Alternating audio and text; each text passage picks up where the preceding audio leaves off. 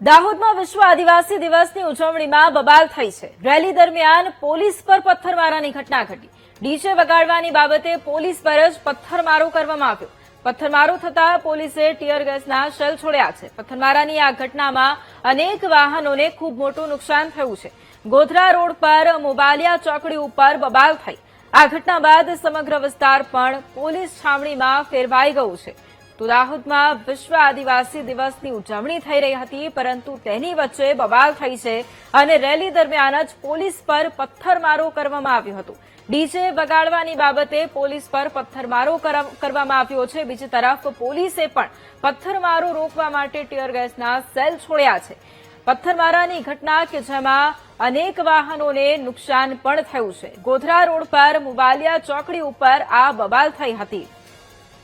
અને આજ મુદ્દે સંવાદદાતા ઉત્સવ ફોન લાઈન પર છે। ઉત્સવ, દાહોદમાં વિશ્વ આદિવાસી દિવસની ઉજવણી કરાઈ રહી હતી, પરંતુ એ સમયગાળા દરમિયાન બબાલ થઈ હતી। શા કારણે બબાલ થઈ હતી અને શું કાર્યવાહી?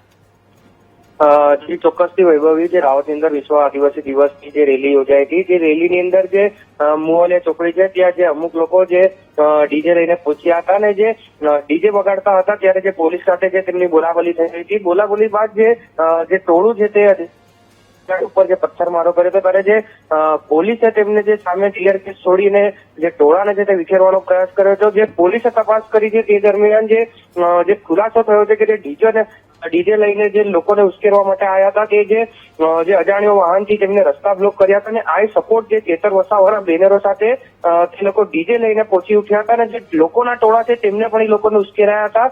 હાલ તો જે પોલીસ છે તે ફૂટેજના આધારે છે કે આ ટોળાની અંદર અસામાજિક તત્વોને ખોલી અને પકડવાની તજવીજ હાથ ધરી છે। જી બિલકુલ ઉત્સવ, કેટલા વ્યક્તિઓ આમાં સામેલ હતા અને શું કોઈને ઈજા પહોંચી છે, કેટલું નુકસાન થયું છે, તેના વિશે કોઈ વિગત?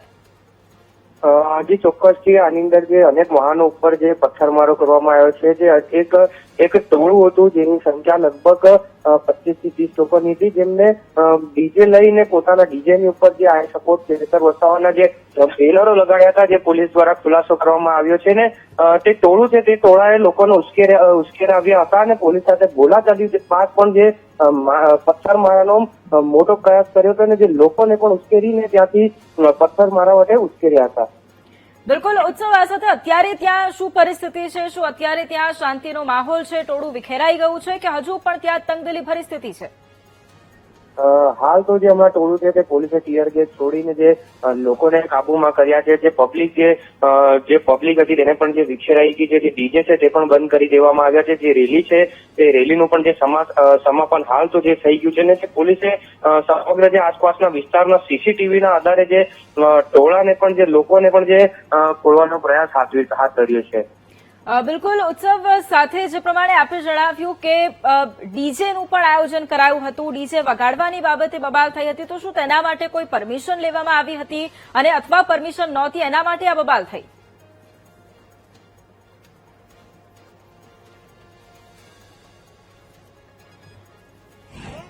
પરંતુ જે ગત રોજ જે ડીજેની પરમિશન આપવામાં આવી હતી ત્યારે જે ચોક્કસપણે જે અમુક ડીજેના જે નંબરો છે, જે 2 થી 3 સંખ્યા હતી ડીજેની, તેને જ ખાલી પરમિશન આપવામાં આવી હતી, પરંતુ જે પથ્થરમારા વાળા જે ટોળું હતું તે પોતાનું જે વધારાનું જે ડીજે લઈને આવ્યા હતા અને ત્યાં લોકોને પણ ઉશ્કેર્યા હતા।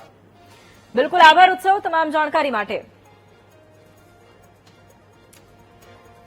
તો દાહોદમાં આજે આદિવાસી દિવસની ઉજવણી થઈ રહી હતી અને તેની વચ્ચે બબાલના આ દ્રશ્યો જે સામે આવ્યા છે કે જ્યાં ડીજે વગાડવાની બાબતે પોલીસ ઉપર જ પથ્થરમારો કરવામાં આવ્યો હતો। રેલીનું આયોજન કરાયું હતું, પરંતુ એ દરમિયાન પોલીસ પર પથ્થરમારાની આ ઘટના ઘટી છે। પથ્થરમારો થતા પોલીસે પણ બચાવમાં ટીયર ગેસના સેલ છોડ્યા હતા, લોકોને વિખેરવાનો પ્રયાસ કર્યો હતો અને આ ઘટના બાદ વાહનોને પણ ખૂબ મોટા પ્રમાણમાં નુકસાન પહોંચ્યું હોવાની માહિતી પણ સામે આવી છે। ગોધરા રોડ પર મોબાલિયા ચોકડી પર આ બબાલ થઈ હતી, જે બાદ પોલીસનો ચુસ્ત બંદોબસ્ત પણ અત્યારે ગોઠવી દેવામાં આવ્યો છે। આ ઘટના બાદ સમગ્ર વિસ્તાર પોલીસ છાવણીમાં પણ અત્યારે ફેરવાઈ ગયો છે। સતત ચાંપતી નજર પણ છે। જેટલા પણ લોકો આમાં સામેલ હતા એ તમામ લોકોની પણ હવે ઓળખ કરવામાં આવશે અને આગળની કાર્યવાહી પોલીસ દ્વારા શરૂ કરવામાં આવશે। સીસીટીવી ફૂટેજ છે તેની પણ માહિતી મેળવવામાં આવશે અને તેના આધારે કોણ આમાં સંડોવાયેલું છે તેની માહિતી પણ મેળવવામાં આવશે. પરંતુ આ દ્રશ્યો જે રીતે આપ જોઈ રહ્યા છો કે જ્યાં અનેક વાહનોને ખૂબ મોટા પ્રમાણમાં નુકસાન થયું છે. હજી સુધી કોઈ વ્યક્તિને ઈજાના સમાચાર સામે નથી આવ્યા, પરંતુ વાહનોને આ ખૂબ મોટું નુકસાન થયું છે. પોલીસ પર પથ્થરમારાની આ ઘટના ઘટી હતી. ડીજે વગાડવા જેવી બાબતે પોલીસ પર પથ્થરમારો થયો હતો. એક જૂથ આવ્યું હતું અને લોકો છે કે તેમને ઉશ્કેરણી તેમની કરી રહ્યા હતા તેવી પણ એક માહિતી આપી છે સંવાદદાતાએ. અને હાલ તો પોલીસ દ્વારા તપાસનો ધમધમાટ શરૂ કરવામાં આવ્યો છે અને કોણ સંડોવાયેલું હતું, કોણે જે તંગદિલી ફેલાવવાનો પ્રયાસ કર્યો તેને લઈને પણ હવે પોલીસે તપાસ શરૂ કરી છે. પરંતુ દાહોદમાં આજે વિશ્વ આદિવાસી દિવસની ઉજવણી કરવામાં આવી રહી હતી, પરંતુ બીજી તરફ બબાલના એ દ્રશ્યો સામે આવ્યા હતા કે જ્યાં રેલી યોજાઈ રહી હતી, પરંતુ તેની વચ્ચે જ મારામારી શરૂ થઈ ગઈ હતી અને પોલીસ પર જ પથ્થરમારો કરવામાં આવ્યો હતો. પોલીસ પર પથ્થરો ફેંકવામાં આવ્યા હતા અને પોલીસે મામલો થાળે પાડવા માટે ટીયર ગેસના સેલ પણ છોડ્યા હતા. અત્યારે હાલ સ્થિતિને કાબૂમાં લઈ લેવામાં આવી છે. પોલીસ પણ અત્યારે આખા રૂટ પર તૈનાત થઈ ગઈ છે. મામલો પણ શાંત પાડવાનો પ્રયાસ કરવામાં આવી રહ્યો છે, પરંતુ જે લોકો આમાં સામેલ હતા એ લોકોની પણ અત્યારે શોધખોળ શરૂ કરવામાં આવી છે. જો કે કેટલા પોલીસકર્મી ઇજાગ્રસ્ત થયા છે તેને લઈને હજી સુધી કોઈ માહિતી સામે નથી આવી, પરંતુ તેને લઈને પણ આગામી સમયમાં માહિતી સામે આવી શકે છે.